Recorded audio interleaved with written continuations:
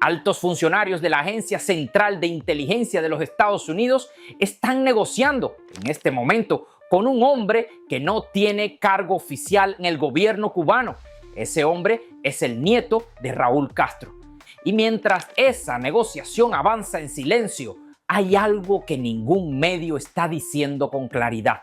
La CIA no está hablando con el gobierno de Cuba. Está hablando con la persona que podría reemplazar a ese gobierno, y esa persona no es Miguel Díaz-Canel. El director de la CIA ya viajó a La Habana, se reunió con él en persona, y este canal ya documentó que la agencia tiene un grupo operativo secreto trabajando exclusivamente en Cuba, con espías activos dentro de la isla. Todo esto apunta a una sola conclusión, que voy a desarrollar con evidencia nombre por nombre en los próximos 23 minutos. El Cangrejo no está protegiendo a Díaz-Canel, está negociando su propia supervivencia por encima de él. Y hay una razón muy específica por la que Washington nunca lo ha sancionado. Esa razón es la pieza final de este video. Soy Darwin Santana. Esto es El Mundo de Darwin. Esta semana un titular circuló entre analistas cubanos que resume en una sola línea meses de movimientos que este canal ha venido documentando pieza por pieza. El Cangrejo gana más poder. Altos funcionarios de la CIA negocian con él sobre Cuba. Y esto no surgió de la nada. Los contactos celebrados en La Habana entre abril y mayo de 2026 adquieren relevancia ante las versiones que señalan a este integrante de la familia Castro como una figura en ascenso dentro de la estructura de poder del régimen, pese a que oficialmente no ocupa un puesto gubernamental. Un alto funcionario del Departamento de Estado se reunió por separado con Rodríguez Castro durante una visita de una delegación estadounidense a la capital cubana en abril. El propio Departamento de Estado confirmó posteriormente el encuentro, aunque evitó identificar al representante estadounidense y no reveló los detalles de la conversación.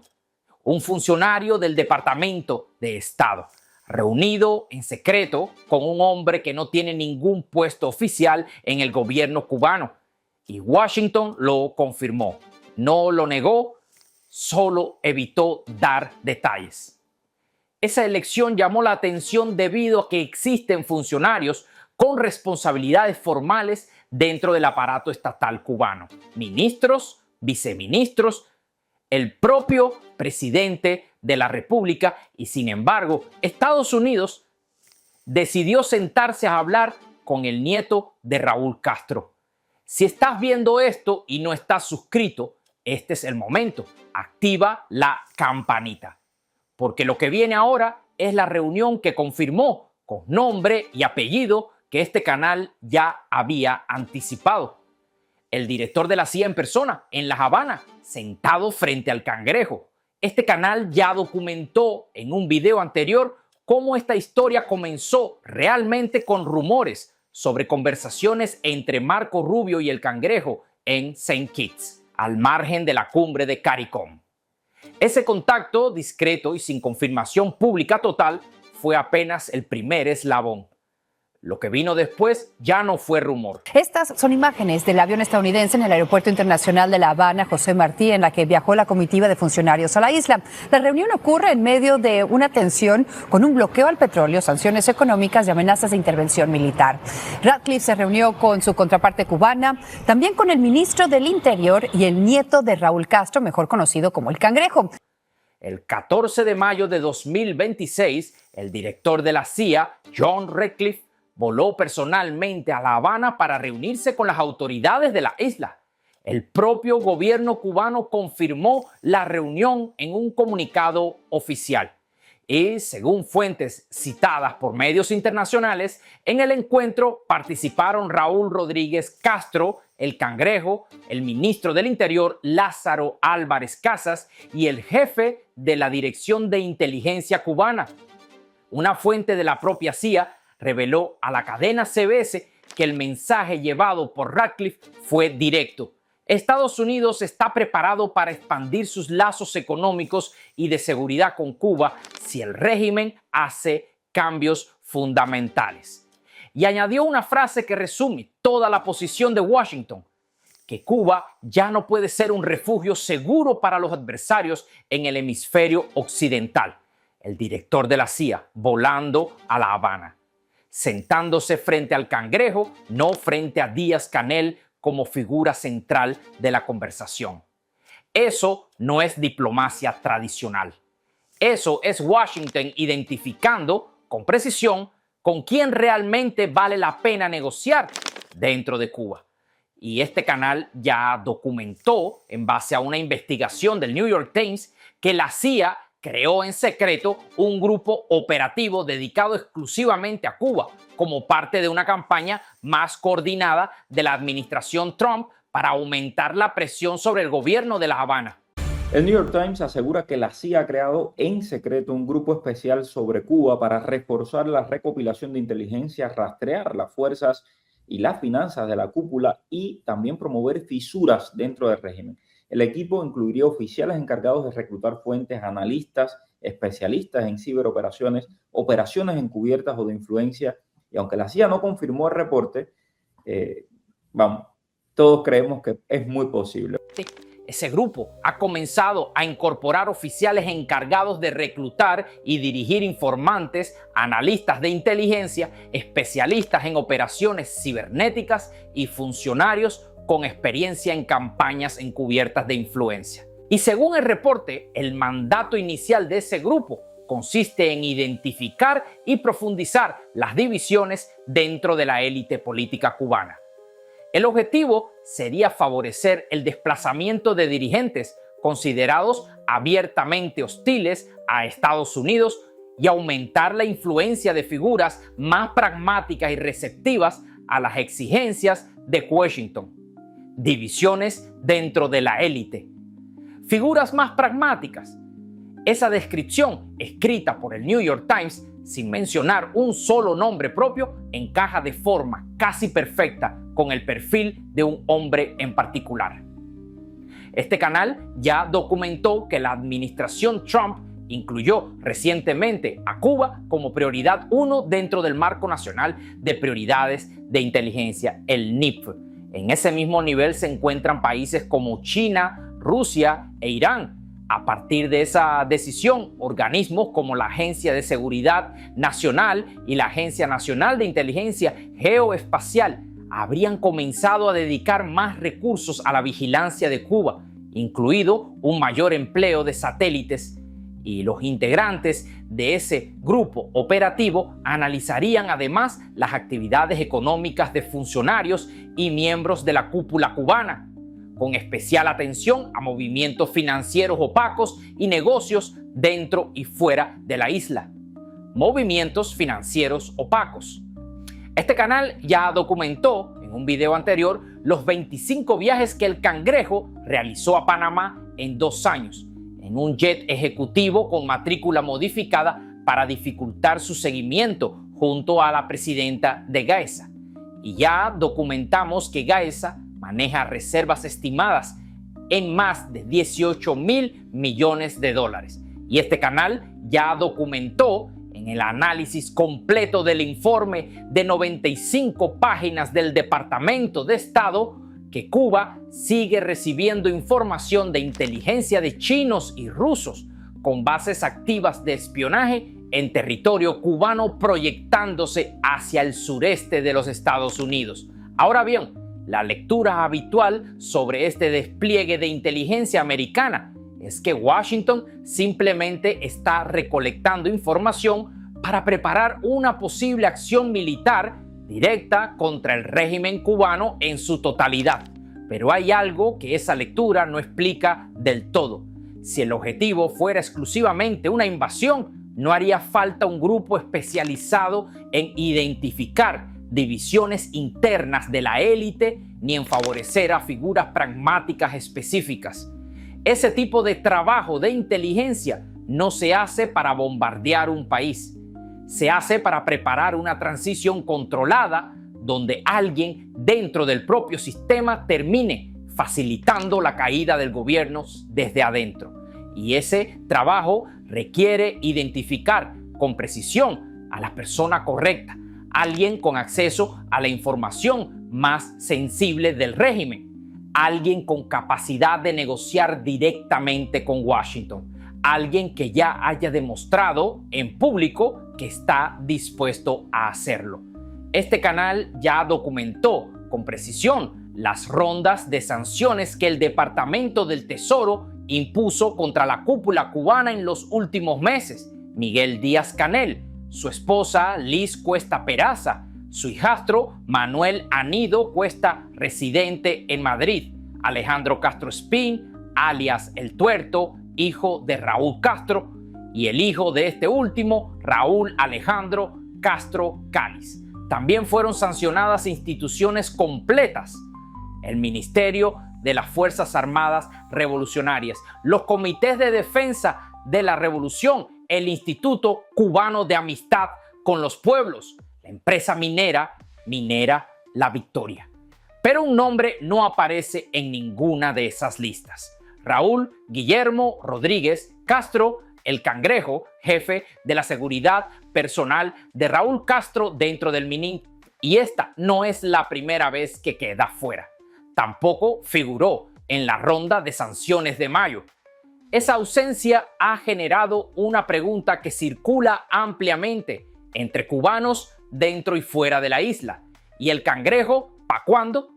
Y la respuesta más documentada apunta a una razón estratégica específica. La administración Trump lo habría utilizado como canal de comunicación informal con el círculo íntimo de Raúl Castro. Washington considera a Raúl Castro y no a Díaz-Canel el verdadero centro de poder en la isla, y a Rodríguez Castro su interlocutor más directo. Este canal ya documentó que en abril de 2026 se reportó que el Cangrejo intentó enviar una carta directamente a Trump mediante un mensajero vinculado al MININT, presuntamente para sortear a Marco Rubio y llegar directamente al presidente. Sancionar al Cangrejo cerraría ese canal diplomático informal. Eso explica, al menos por ahora, su omisión deliberada de las listas, mientras Washington aplica presión máxima sobre el resto del aparato de poder cubano. Ahora bien, la lectura habitual sobre esta omisión es que simplemente Washington quiere mantener abierto un canal de negociación sin más implicaciones, un cálculo diplomático frío y funcional. Pero hay algo que esa lectura no resuelve completamente. Si el Cangrejo fuera solo un mensajero, un canal de comunicación sin peso propio, protegerlo de las sanciones sería un gesto menor, casi burocrático. Pero un mensajero no recibe visitas del director de la CIA en persona.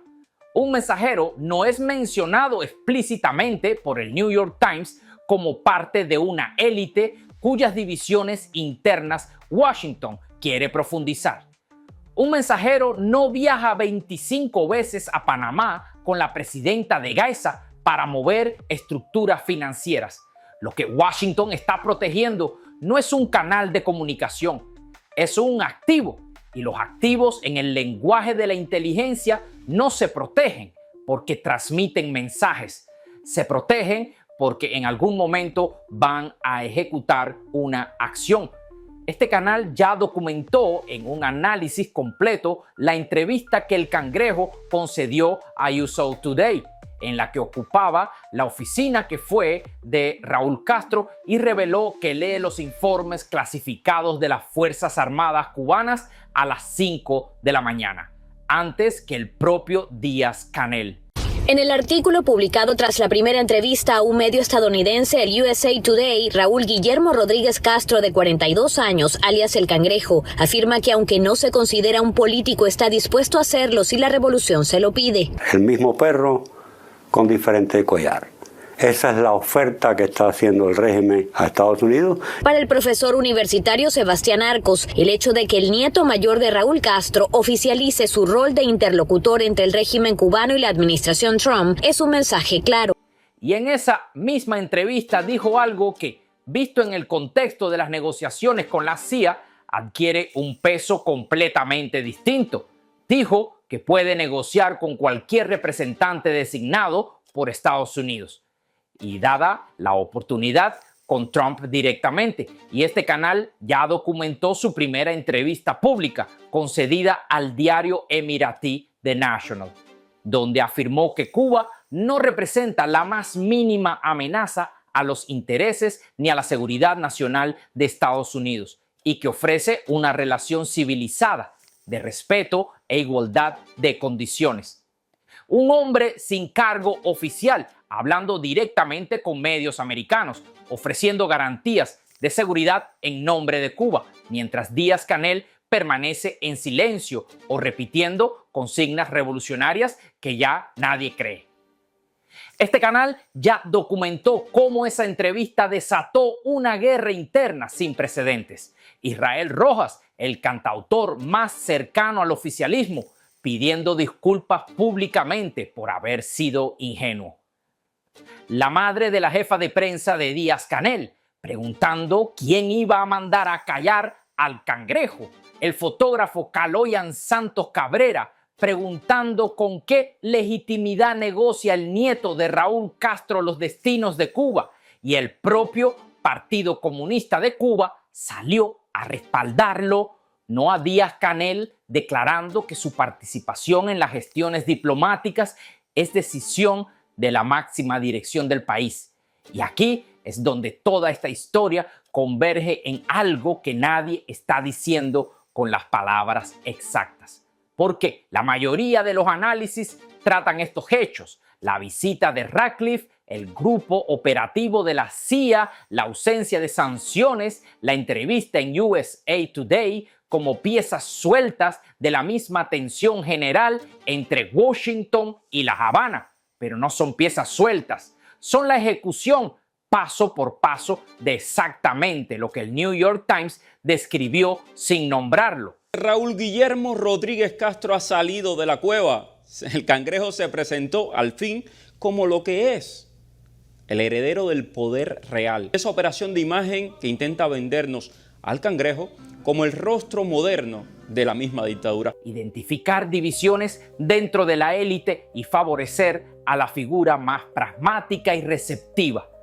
El Cangrejo no está traicionando a Díaz-Canel por ambición personal aislada, ni por un cálculo de poder interno sin relación con el exterior. Está ejecutando en tiempo real el papel exacto que la CIA necesita que alguien dentro de la cúpula cubana desempeñe. Habla con Washington cuando Díaz-Canel no puede. Ofrece garantías de seguridad que el propio gobierno cubano no está autorizado a ofrecer, y mientras tanto permanece protegido de las sanciones, exactamente como se protege a un activo que todavía tiene una función pendiente por cumplir. La traición no es un plan secreto que el Cangrejo esconde, es un proceso que ya está ocurriendo en público con la complicidad silenciosa de ambos gobiernos. Esta vez voy a mostrarles la convergencia como tres tableros de ajedrez jugándose al mismo tiempo, con piezas que se mueven de un tablero a otro, porque esto ya no es una sola partida, son tres entrelazadas con un solo jugador moviéndose libremente entre todas. Sanciones contra Gaisa, Minint, Cupet, el informe de 95 páginas del Departamento de Estado, más de 9.400 efectivos en el Caribe, un ultimátum de 2 meses. En este tablero, Díaz-Canel es el rey que está siendo acorralado, pieza por pieza. El grupo operativo secreto, la visita de Ratcliffe, los espías dentro de la isla, la prioridad de inteligencia máxima. En este tablero el objetivo no es capturar al rey directamente, sino identificar qué otra pieza dentro del mismo bando puede cambiar de color. Los 25 viajes a Panamá, la entrevista en USA Today, la ausencia total de sanciones, las conversaciones con la CIA. En este tercer tablero, el Cangrejo mueve sus propias piezas, sin depender de las órdenes de Díaz-Canel ni de las de Raúl Castro. Y lo que ningún análisis está mostrando es que estos tres tableros no son independientes. Cada movimiento en el tablero 1, cada sanción, cada informe empuja a Díaz-Canel más cerca del jaque. Cada movimiento en el tablero 2, cada visita de la CIA, cada informante nuevo identifica con más precisión que la pieza que puede cambiar de bando ya está en el tablero 3. Y en el tablero 3, el Cangrejo ya está jugando su propia partida, con reglas que ni Díaz-Canel ni Raúl Castro terminan de comprender del todo, porque mientras ellos siguen pensando que están defendiendo un solo rey, la Agencia Central de Inteligencia ya identificó que ese rey es prescindible y que la pieza que realmente importa se mueve libremente entre los tres tableros al mismo tiempo. Quiero decirles algo que no siempre digo en este canal. Cuando empezamos a investigar por qué la CIA elige negociar con un hombre sin cargo oficial en lugar de con el presidente de la República, la respuesta que encontramos no está en la debilidad de Díaz-Canel, está en la utilidad específica del Cangrejo. Sabemos que altos funcionarios de la CIA y del Departamento de Estado se han reunido en secreto con el Cangrejo y que el propio Departamento de Estado confirmó al menos uno de esos encuentros. Eso es un hecho documentado. Sabemos que el director de la CIA, John Ratcliffe, viajó personalmente a La Habana y se reunió con él, junto al ministro del Interior y al jefe de inteligencia cubana. Eso es un hecho documentado. Sabemos que la CIA creó un grupo operativo secreto con el mandato específico de identificar divisiones dentro de la élite cubana y favorecer a figuras más pragmáticas. Eso es un hecho documentado. Y sabemos que mientras Díaz-Canel, su esposa, su hijastro y decenas de funcionarios e instituciones han sido sancionados, el Cangrejo permanece completamente fuera de cualquier lista en 2 rondas consecutivas. Eso también es un hecho documentado. 4 hechos documentados que responden la pregunta con la que empezó este video. Eso es lo que realmente está pasando. Esto no es una simple gestión diplomática paralela. Es la construcción pieza por pieza de la transición que Washington ya diseñó con el Cangrejo como la figura central de ese día después. Y mientras eso se construye en silencio, Díaz-Canel sigue creyendo que está defendiendo un gobierno que su propio entorno más cercano ya empezó a negociar sin él. Por eso les pido que compartan este video, no por las vistas, sino porque el pueblo cubano tiene derecho a saber que el futuro de la isla ya se está negociando entre Washington y una figura sin cargo oficial, mientras el gobierno que dice representarlos permanece completamente al margen de esa conversación. Compártanlo ahora en todas sus redes y si no están suscritos, este es el momento. Activen la campanita, porque cuando la traición se haga pública por completo, ustedes tienen que ser los primeros en saberlo. Y ahora quiero escucharlos.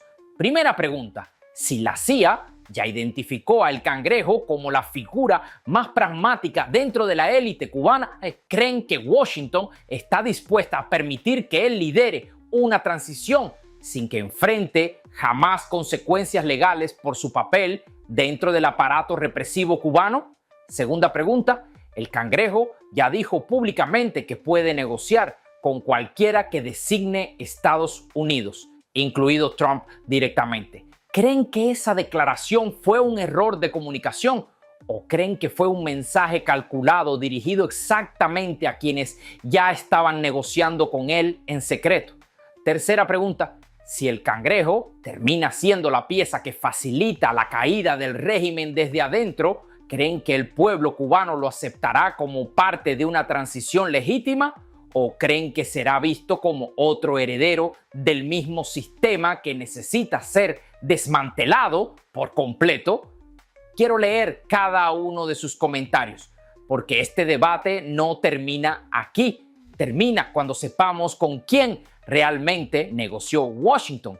Termina cuando Cuba sea libre. Soy Darwin Santana. Esto fue El Mundo de Darwin. Nos vemos en el próximo video.